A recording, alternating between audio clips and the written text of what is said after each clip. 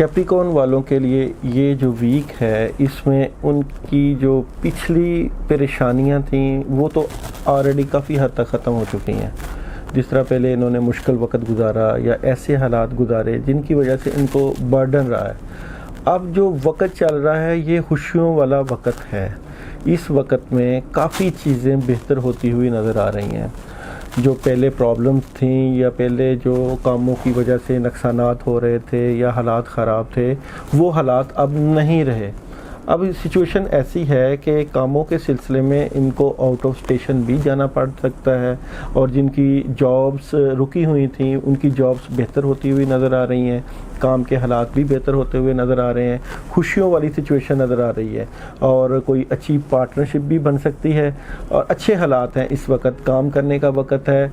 काम को बेहतर करने के लिए मज़ीद स्ट्रगल करें, और हालात जो हैं वो इनके इस वक्त काबू में हैं। जॉब्स इनके हाथ में है। अगर जिन लोगों की मंगनी या रिश्तों का मसला है वो भी काफ़ी हद तक जो है वो इनके हाथ में है। ये जब चाहें इन हालात को अपने मामलात से और अपनी अक्ल व फ़हम से बेहतर कर सकते हैं। इस वक्त ऐसा कोई ऐसा बर्डन नहीं है इनके ऊपर।